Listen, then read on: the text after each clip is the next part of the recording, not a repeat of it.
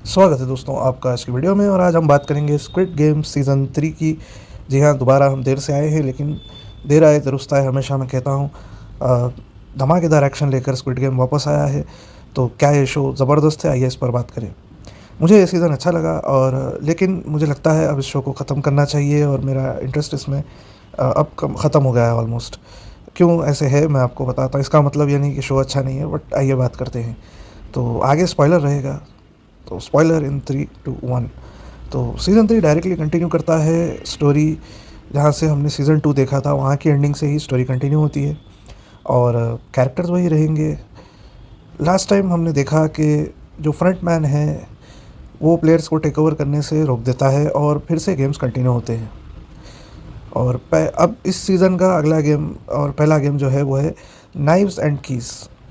और हमारा फोकस ज़्यादा रहता है प्लेयर 222 पर, जो कि प्रेग्नेंट होती है। आपको याद होगा लास्ट सीज़न में भी हमने देखा था। और इसके अलावा प्लेयर 120 जो ट्रांसजेंडर किरदार है, और उनके साथ माँ बेटे जो होते हैं प्लेयर 149 और प्लेयर 007। इनकी एक ट्रैक चल रही है। हम देखते हैं गेम ऐसा है कि कुछ लोगों को नाइफ दी गई है कि उन्हें टाइम ख़त्म होने से पहले किसी को मारना होगा गेम में। और जिसके पास की है वो भागने की दरवाज़े ढूंढकर भागने की कोशिश कर सकते हैं। टाइम ख़त्म होने तक वो बचे रहने की कोशिश कर सकते हैं। ये हमने देखा है, और अब यहाँ से सीज़न शुरू होता है। और ज़्यादातर फोकस इन लोगों की स्टोरी पर ज़्यादा है, और दूसरे प्लेयर्स पर भी है। और हमारे जो मुख्य किरदार है 456, आप देखते हैं वो एक अपने सदमे में है, क्योंकि वो फ्रंटमैन और विलन्स को रोक नहीं पाए।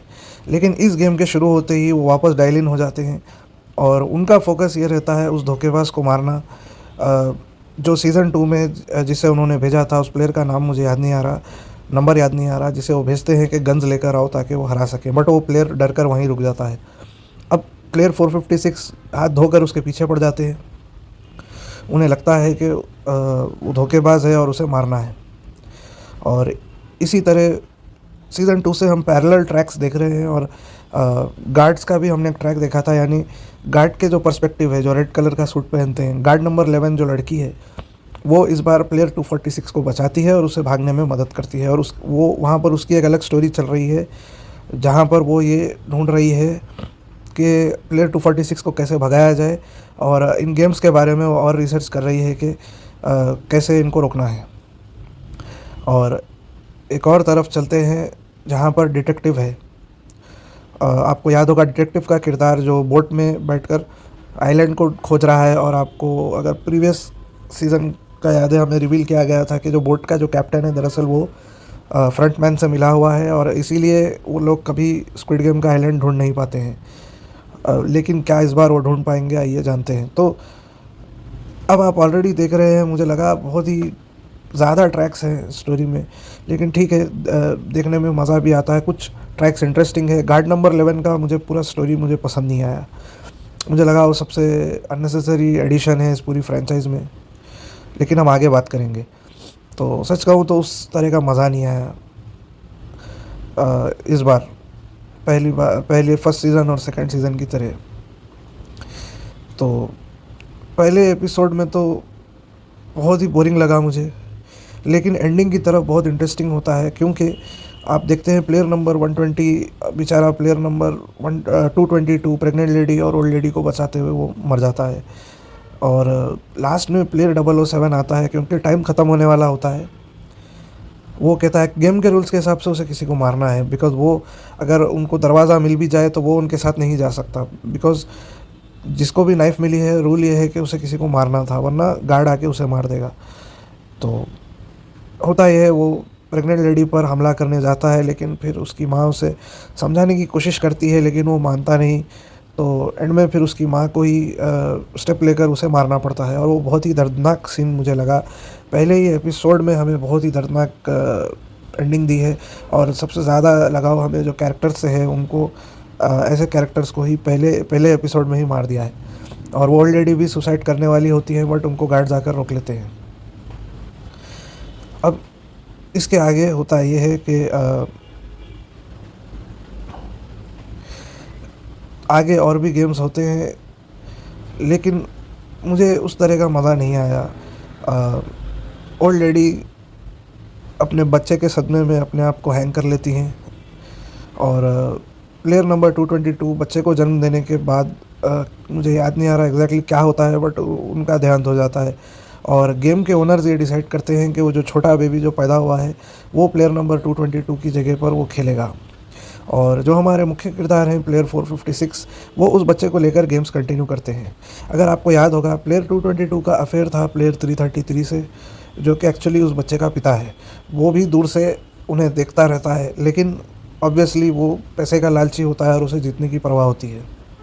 और बहुत ज़्यादा हम रिकैप में नहीं जाएंगे, तो लास्ट एपिसोड की ओर चलते हैं। बेसिकली लास्ट गेम ये है कि 3 टावर होते हैं और पहले टावर पर सभी कंटेस्टेंट जमा हो जाते हैं, बचे कुछ जितने 7-8 कुछ कंटेस्टेंट बचते हैं, जिसमें 456, 222 और 333, प्लेयर नंबर 100 और अन्य कंटेस्टेंट होते हैं। तो ये सभी डिसाइड करते हैं भाई सोचना क्या है, 456 और उस छोटे बच्चे को उठाकर यहाँ से फेंक दो। बट फिर वो किसी तरह से 333 से कोलिशन कर कर, मतलब वो उनको फिराते हैं या किस तरह से माइंड गेम्स खेल कर कुछ कर कर लोगों को कन्विंस करते हैं और किसी तरह से पहले टावर पर वो लोग बच जाते हैं। दूसरे टावर पर भी इसी तरह के गेम्स होते हैं और प्लेयर नंबर 100 को फाइनली उसका अंजाम मिलता है। प्लेयर नंबर 100 जिसे हमने देखा सीज़न 2 और सीज़न 3 में भी, अक्सर वो पॉलिटिक्स कर कर ही बचते हैं और हमेशा मतलब एकदम रूथलेस खिलाड़ी होते हैं और बहुत ही सेटिस्फाइंग एंडिंग उनको मिलती है। मुझे देखकर वो मज़ा आया। और अल्टीमेटली होता है लास्ट टावर पर हमारे मुख्य किरदार, वो बेबी और उस बच्चे का बाप बचते हैं। और वो बच्चे का बाप ऐसा होता है, वो जीतने के लिए कुछ भी करेगा और वो तो ये भी कहता है लास्ट में कि पता नहीं ये मेरा बच्चा है भी कि नहीं। तो ऑब्वियसली उन सब की लड़ाई होती है और प्लेयर नंबर 333 यानी बच्चे के बाप को हमारे मुख्य किरदार गिरा देते हैं। और क्योंकि गेम के रूल्स आपको पता है, गेम में 2 विनर नहीं हो सकते स्क्विड गेम में, तो प्लेयर 456 अपनी खुद की बलि दे देते हैं और भाई वो प्लेयर उस बच्चे को जिता देते हैं। और अल्टीमेटली मैं कहूँगा इस मोमेंट से मेरा इंटरेस्ट इस शो में ख़त्म हो गया। जहाँ से प्लेयर 456 ने, मुख्य किरदार ने अपनी बलि दी, मेरा इंटरेस्ट इस शो में आगे के सीजन में से बिल्कुल ख़त्म हो गया है।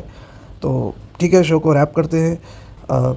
जो डिटेक्टिव ढूंढ रहे थे इतने दिन से, उनको पता चल जाता है कि उनके साथ धोखा हो रहा था। वो उस कैप्टन को मारते हैं, वो आइलैंड पर आते हैं और वो अल्टीमेटली वो फ्रंटमैन को पकड़ते हैं, लेकिन उसे कैप्चर नहीं कर पाते। वो उस बेबी को लेकर भाग जाता है जो स्क्विड गेम्स का विनर है। और वो उस पूरे आइलैंड को सेल्फ डिस्ट्रक्ट करने के लिए बॉम्ब सेट कर देता है और उसे एक्टिवेट कर देता है और डिटेक्टिव को भी वहाँ से भागना पड़ता है और वो पूरा आइलैंड ही तबाह हो जाता है।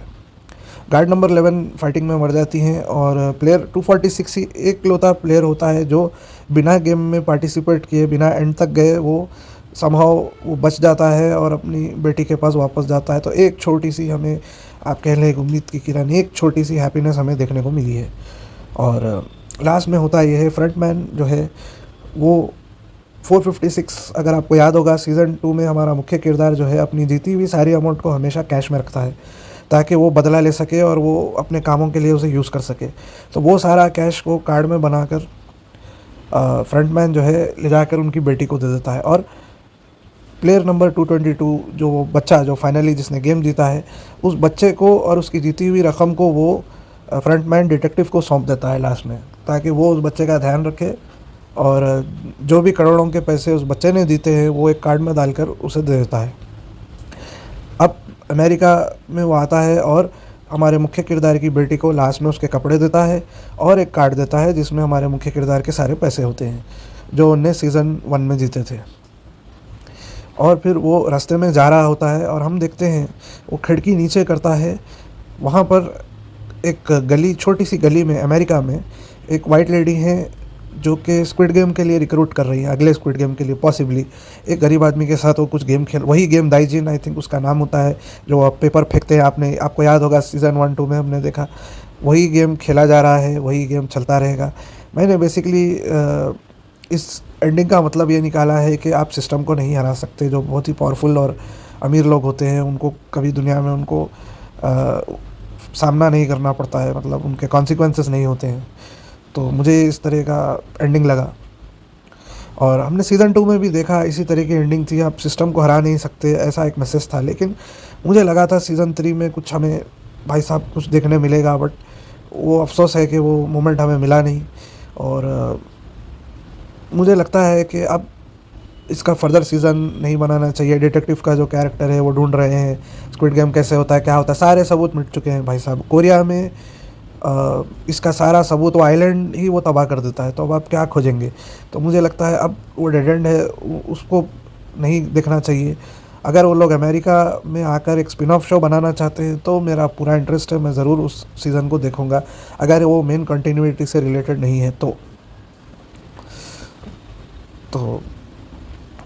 और अल्टीमेटली मुझे डिटेक्टिव की स्टोरी भी पसंद नहीं आई, बिकॉज देखिए वो इतना बेचारा 3 सीज़न से वो खोज रहा है और कुछ कर नहीं पाया। वो अंत में एटलीस्ट कुछ सबूत भी नहीं उसके हाथ आए ताकि वो एटलीस्ट कुछ फाइल कर सके। बस वो आइलैंड से शायद कुछ सबूत रिकवर हो सके, बट आई डोंट थिंक ऐसा कुछ होगा। बेसिकली वो एक डेड एंड है। और एक्शन अच्छा है हमेशा की तरह, ब्लड वायलेंस जिस तरह का भरपूर स्क्विड गेम में होता है वो वाला हमें देखने मिला है। और इस शो का best part once again performances है। मुख्य किरदार प्लेयर नंबर 456 जिनका रोल किया है ली जुंग जे ने, हमेशा वो मास्टर परफॉर्मेंस देते हैं। फ्रंटमैन का रोल किया है ली ब्यूंग हुन ने, वो भी ज़बरदस्त है। इनके अलावा स्टैंड आउट परफॉर्मेंस मुझे ओल्ड लेडी का लगा, प्लेयर नंबर 149 जिनका रोल किया है कांग आई शिम ने, और उनके जो बेटे होते हैं प्लेयर नंबर 007 जिनका रोल किया है योंग द्यून गुन ने। एक और सॉलिड परफॉर्मेंस, और आपको उस कैरेक्टर से नफरत होती है जो मुझे पर्सनली लगा, वो जो प्लेयर नंबर 100 है ओल्ड मैन, जो हमेशा पॉलिटिक्स करता है और गैंग बनाकर जीतता है, जिनका रोल किया है सॉन्ग यूंग चांग ने। बहुत ही शानदार, बाकी किरदार भी अच्छे हैं। और इस बार राइटिंग से ये फील हुआ हमें कि 6 एपिसोड्स है सीज़न 3 में और 3 गेम हैं, और थोड़ा सा स्ट्रेच लगा। पहले हम देखते थे हर एपिसोड में एक गेम होता था, लेकिन इस बार मुझे लगा काफ़ी स्ट्रेच है। और पहले गेम का कॉन्सेप्ट इंटरेस्टिंग था, keys and knifes, interesting concept था, लेकिन दूसरा गेम भाई मुझे बहुत डिसअपॉइंटमेंट हुआ। जंप रोप जैसा सिंपल गेम रखा है, मुझे लगा कुछ और वो कर सकते थे। भाई साहब क्या मतलब, सिर्फ रोप से कूद कर ब्रिज पार करना। हाँ फिज़िकल गेम है, मुश्किल है करने में, फिज़िकली आप लोगों की फ़िटनेस लेवल पर डिपेंड है, बट प्योरली फिटनेस का गेम था, मुझे इंटरेस्टिंग नहीं लगा। उसमें दिमाग का कोई बहुत ज़्यादा रोल नहीं था, आपके रिफ्लेक्स और फिटनेस का गेम था। लास्ट गेम भाई साहब मास्टर था, क्योंकि ये पूरी तरह से दिमाग का खेल था। लोगों को आपको ढकलना तो है, बट आपको दिमाग भी लगाना है कि भाई किसको ढकलना है, और आगे चलकर फिर क्या होगा, फाइनल राउंड में तो एक दूसरे से आपको लड़ना ही पड़ेगा। तो ये जो थिंकिंग है, ये जो पॉलिटिक्स है, ये बहुत ही शानदार, लास्ट गेम में मज़ा आ गया। और ओवरऑल मैं इस सीज़न को दूंगा 3 आउट ऑफ 5 स्टार्स। मैं उम्मीद करता हूँ ये लोग आगे कोरिया में आगे के सीज़न ना बनाए, बिकॉज स्टोरी फटीग हो चुकी है। देखिए हर तरीके से हम देख चुके हैं, अब वो शॉक वैल्यू नहीं रही इस शो में। 3 सीज़न हम देख चुके हैं। शो की शुरुआत से कम 50 माइनर कैरेक्टर्स को हर तरह की मौत मरते हुए देख लिया है। अब आप ही मुझे बताइए और इसमें क्या हो सकता है। अगर उन्हें बनाना ही है तो इंटरेस्टिंग ये रहेगा अमेरिकन स्पिन ऑफ वो कंटिन्यू करें, क्योंकि देखिए अमेरिकन लोगों की, अमेरिकन कंटेस्टेंट की पर्सनैलिटी अलग होती है, और वो कुछ और गेम करेंगे तो उसको वो ट्विस्ट देखने में मुझे कुछ मज़ा आएगा। मुझे लगता है ऑडियंस को भी मज़ा आएगा। और स्पेशली जो टीज़र दिया है हमें लास्ट में, जो लास्ट सीन में जो टीज़ किया है, केट ब्लैंचेट को ले आए हैं भाई साहब। आप जिनको पता नहीं उन्हें बता दूं, थॉर 3 में वो हेला का रोल करती है, वो बहुत ही अच्छी एक्ट्रेस हैं, कई बार ऑस्कर नॉमिनेट हुई हैं वो। उनको अगर लेकर आ रहे हैं सीज़न 4 में, या फिर स्पिन ऑफ शो बना रहे हैं स्क्विड गेम अमेरिका, तो मैं बहुत इंटरेस्टेड हूँ, मुझे देखने में मज़ा आएगा। और लास्ट में प्लेयर 456 मुख्य किरदार जो हैं ली साहब जो रोल करते हैं, बहुत बहुत तारीफ़ है भाई, पूरे 3 सीज़न जो उन्होंने कैरी किया है, he is overall the best performer. और मैं उम्मीद करता हूँ आगे वो और भी शोज़ में नज़र आएंगे और हमें इस तरह का और भी एंटरटेनमेंट मिलेगा। वर्ल्ड वाइड कोरिया के और भी इस तरह के शोज़ बनेंगे तो देखने में मज़ा आएगा। उम्मीद करता हूँ आपको ये वीडियो पसंद आई होगी। वीडियो देखने के लिए धन्यवाद। Have a good day.